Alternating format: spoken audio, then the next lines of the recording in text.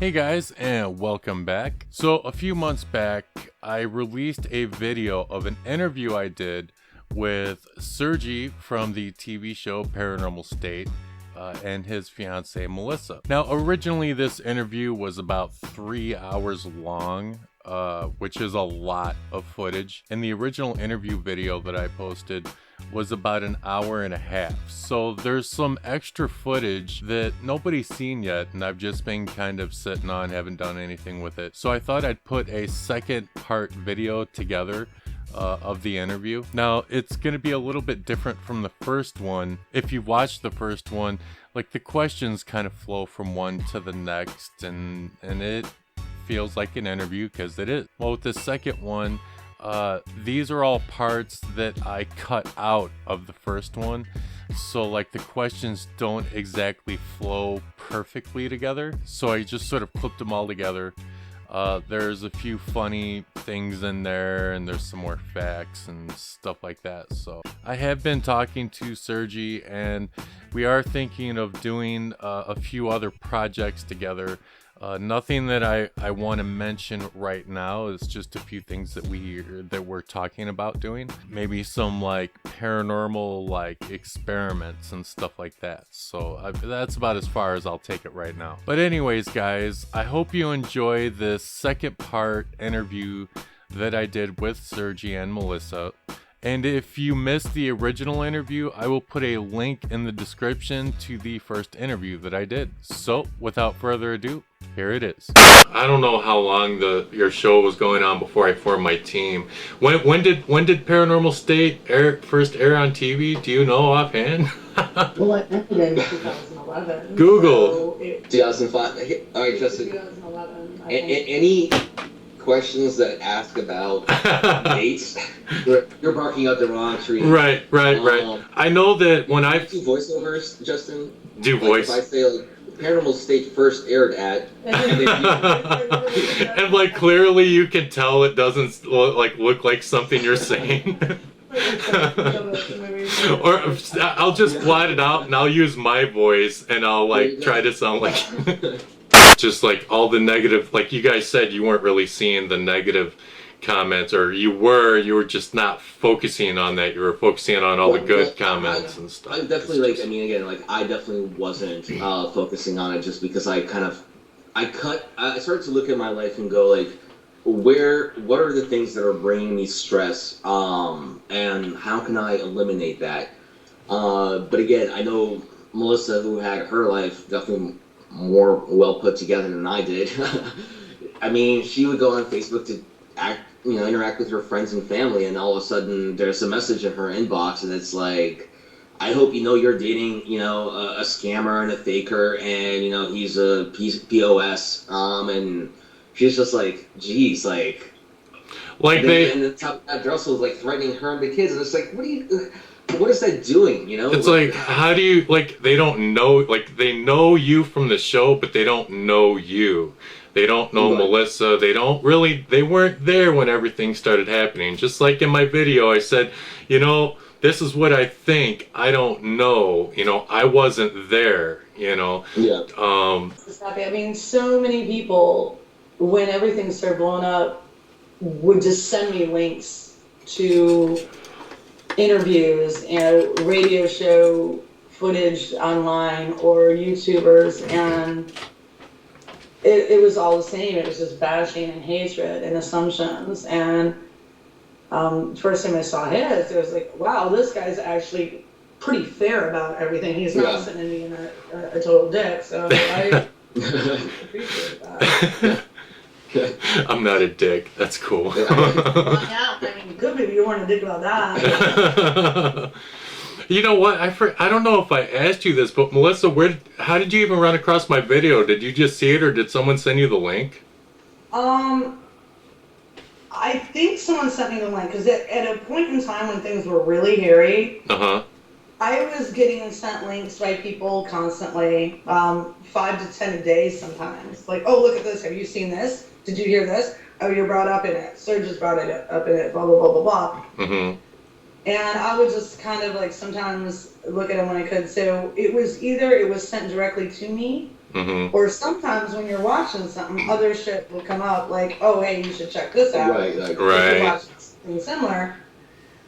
And I tried, I tried really hard to just be like, I don't care about those links. I'm not going to listen. But then I always ended up doing it and just being like, Right. yeah, Yeah, I mean, like, it's hard to ignore it because there was a time for like a period of about 3 months last year that were horrific. Yeah. And it does come in waves just depending on what's going on, but yeah. this was a period of time where it was like a 3-month nightmare, so to speak, just with being drugged into it.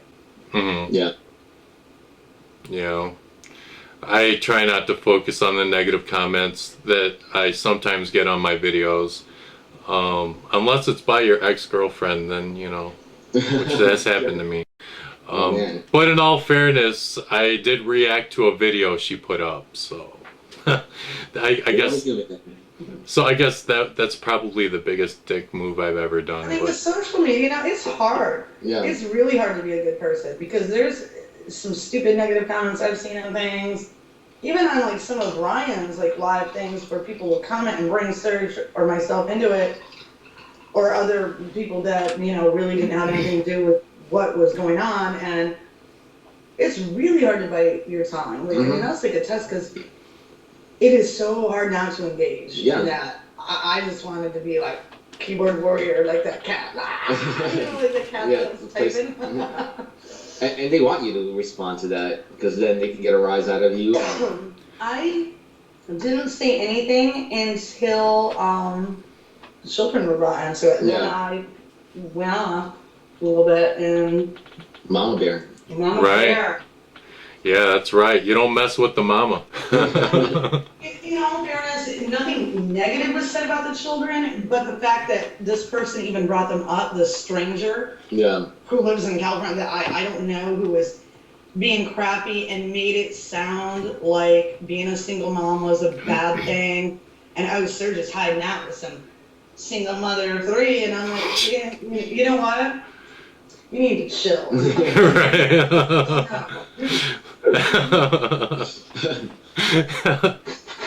That's why I love her. That's awesome. Do you still conduct paranormal investigations? If not, do you miss working in the field? Well, so I do miss working in the field. Definitely. Like, it was definitely an adventure. But at this point in my life, I mean, I don't have time to do a full-blown investigation. Now, that being said, we have great neighbors where we live in, and one of our neighbors, they know that I've been on investigations and I've researched the paranormal, and they've approached us out of the blue. They approached Melissa, and Melissa told me about it, and we started talking to them one night about how this one individual was seeing shadows walking around, and it slowly opened up. So as opposed, I'm not really doing investigations. It's almost like advice giving. So like if somebody like knows me and they ask me a question, we can sit down and I can kind of give them some pointers and where to start. Maybe start keeping a log of all your experiences and like writing down like what was happening before the experience and what happened after. That way you can see if maybe patterns emerge. Right.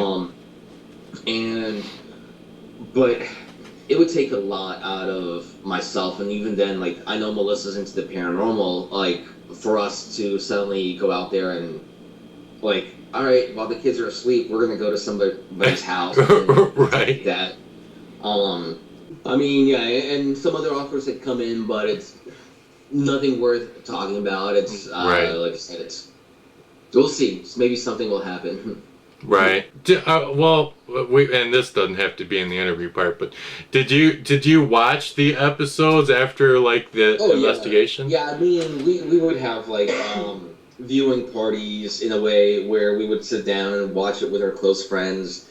I mean, because we also wanted to see how it was portrayed. I mean, we knew a little bit ahead of time. We got like pre-cuts of what was done, but we also wanted to see what it was like on TV, and then to be able to make comments. I mean, I remember people started to even do things like drinking games with the show, and that was like, I'm like, really? Wow, that's so weird.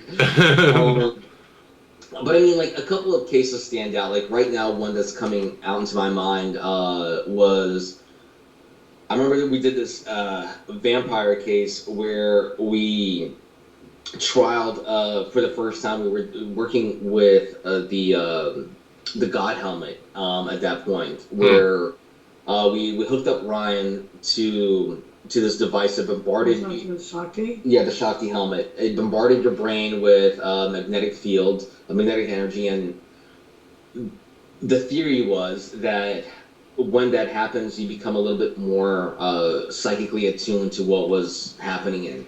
And sure enough, when Ryan started to like freak out and he had no idea what was happening, the little girl was starting to twist and moan and turn like as if she was having a nightmare. And the reason that case also stands out to me is because there's a child that's involved.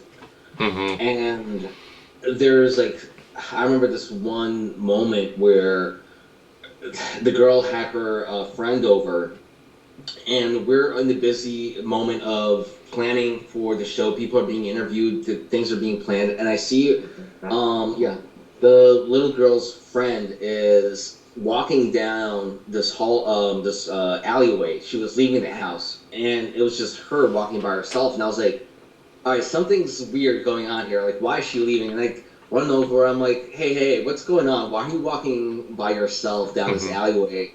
And she's like, my friend told me I wasn't invited to her birthday party, and I was like, what? I was like, come on, that's not gonna be that's not right. So I bring her back and I sit both of them down. I'm like, what's going on, you guys? And I got this moment of outside of the paranormal. It was a great way to help these two friends, these two little children that were about to go into, they like life was over. Because like for little kids, like it's weird. Like even with our boys, like if somebody doesn't get the food that they want, or if somebody had a bad day at school because somebody made fun of them, it becomes suddenly like my life is over and everything's ruined. And it was great to like be able to participate in that. But really, any case that I remember walking away from where we knew that the clients got their answers, it frustrated me to no end. Leaving a case going like, man, one, either we're not sure if the clients are making things up or not. And there's no way you can call a client out. And I'm sure you know this, just like, I don't know if you can attest to this or not. You're investigating, you're working with somebody.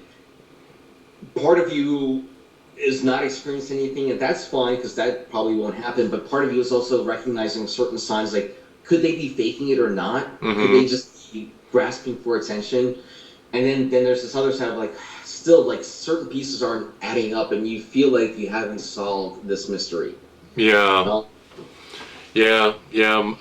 team's had a few cases like that. I think anybody that seriously investigates on the field is going to run across that, because you don't know these people. You're trying to get to know them, and you're trying to figure out what's going on.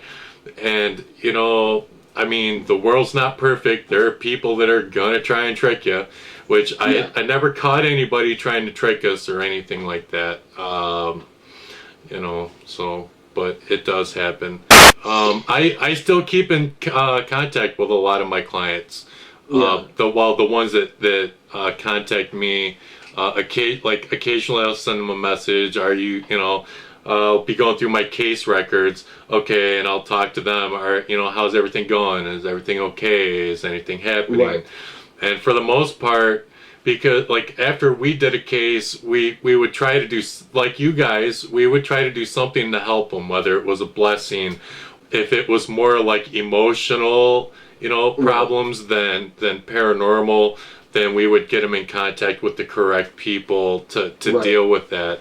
And So, I mean, for the most part, I would have to say I'm proud of what my team has done and what I have done, and just happy that I was able to help people. You know, when I got into it, I first got into it because I didn't know if the paranormal was real, and I wanted to know, kind of like you. And then once I got in it, and then I was like, okay, there's definitely paranormal stuff going on. Now I want answers. And then we start helping clients, and I'm like, see these people in trouble, and then it was like, I really want to help these people, you know. Yeah. So and I think that happens to a lot of people that are serious about investigating and investigate, you know, that have done it for a long time. You know, I've been doing it for a long time. You've been doing it for a long time. We've seen a lot. We've heard a lot. We've helped a lot of people. Hopefully we never left anyone worse off than they were before. Yeah, I can totally respect that. That's very admirable, man.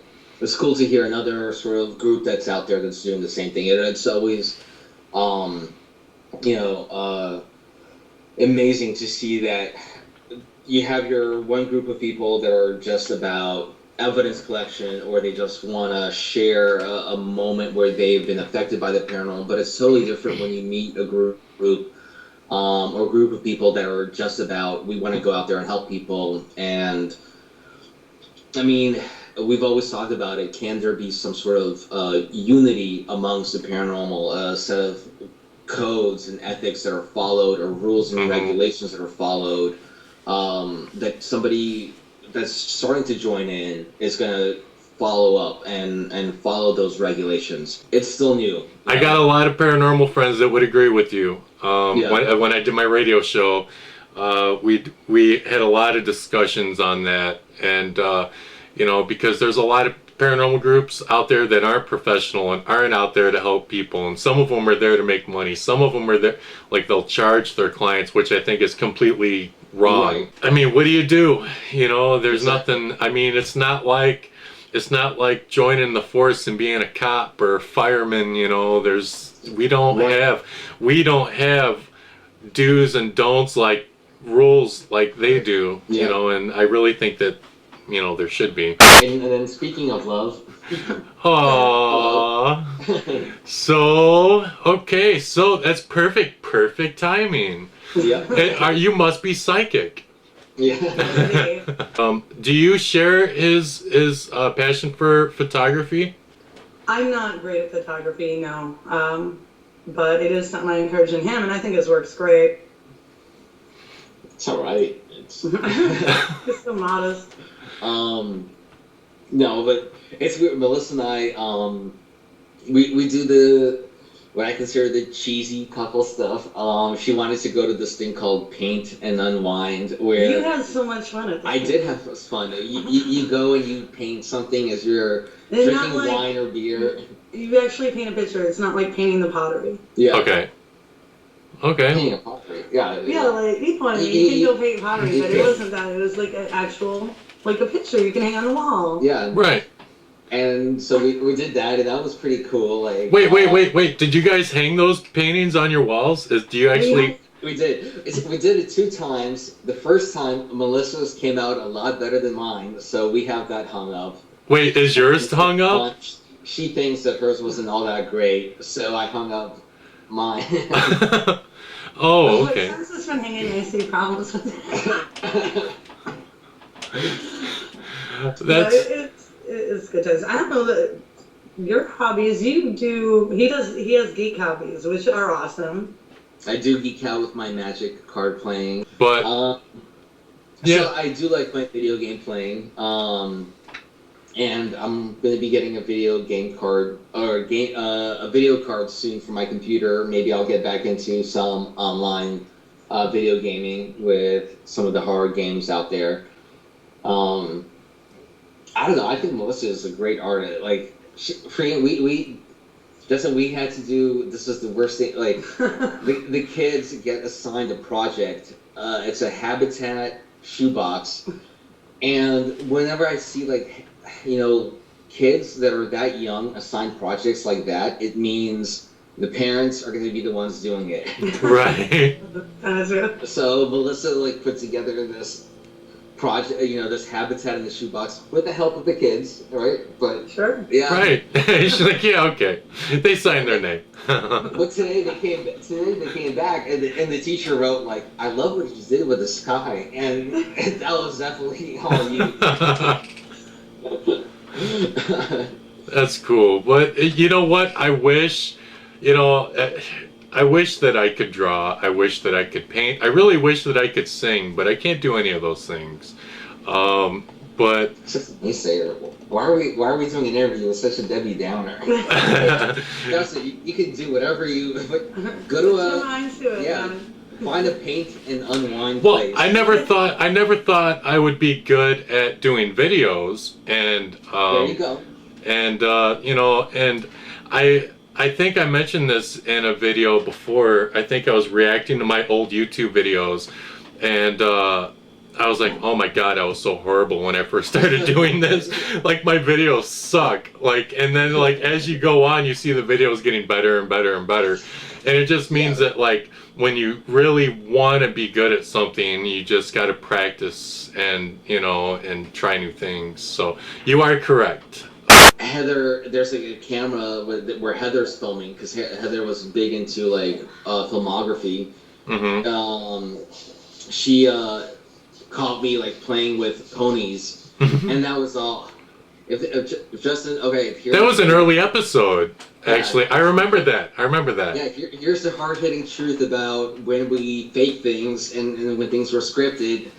That part was scripted. It wasn't me actually playing with ponies, and Heather comes in and catches me. That was just all a gimmick. Right. And for whatever reason, that was edited in. And I guess it made kind of a lighthearted moment of what the family was going through. Mm-hmm. And I mean, I can't say I care. I shouldn't say. I don't know if I can't remember if I cared back then.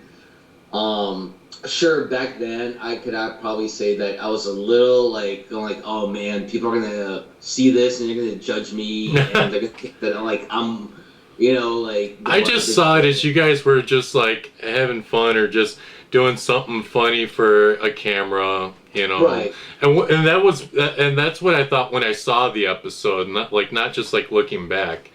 I was just like, okay, because we've done funny stuff. Like, I have footage from investigations, like when we're in between doing, something during a case where, we'll do something funny or something to sort of cheer everybody up, because the paranormal can get pretty dark and it can sweep you up. And so you have to lighten the mood. And especially if the clients are really upset and it's, if you can sort of cheer them up and make them laugh a little bit, it gets them in a better state of mind. And that's kind of the way I saw that.